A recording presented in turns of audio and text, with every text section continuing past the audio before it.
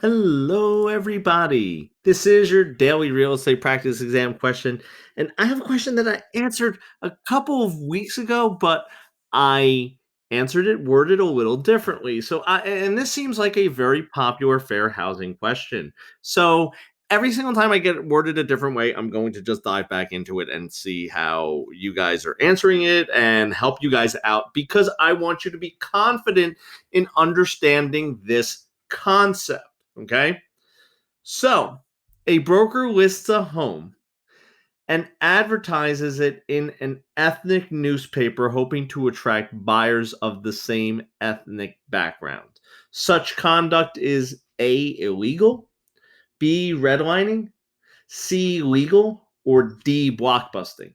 Now, this one was kind of interesting because the answers this was a textbook definition of good, better, best answer. Okay.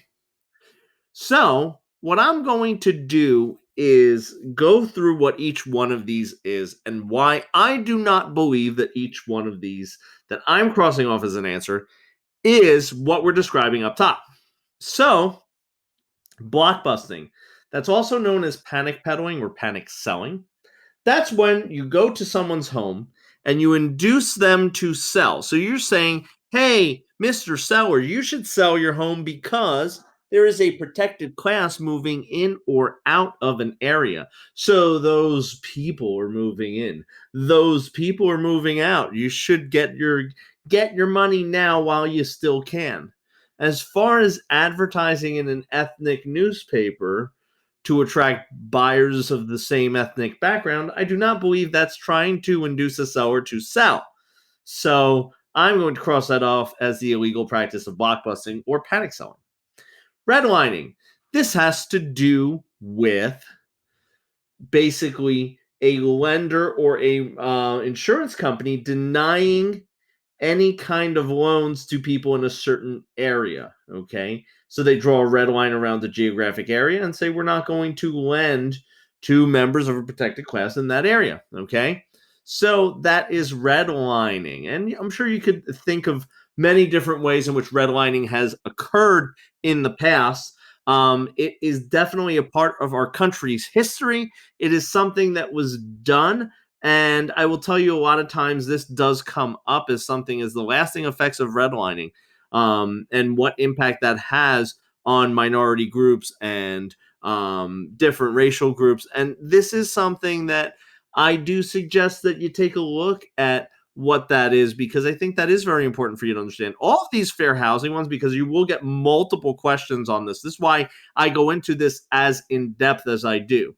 Now, if we were to have said that B or D were correct answers, then automatically A would have had to have been an answer too, because redlining and blockbusting are both illegal. So if B or D were to be true, then A must be true as well. Hence why A could not be the answer. This is legal. The agent is not steering, they are not redlining, they are not blockbusting. There is no illegal discriminatory practice being done here. Okay. And some of you might say, Stu, this is steering. That is channeling a buyer to or away from an area. Okay. I do not see where they are steering anyone, because what happens is this: as long as they do not use any kind of discriminatory advertising, as long as this is not the sole and only place that they are advertising, and I cannot gather that from this information. I do not know that.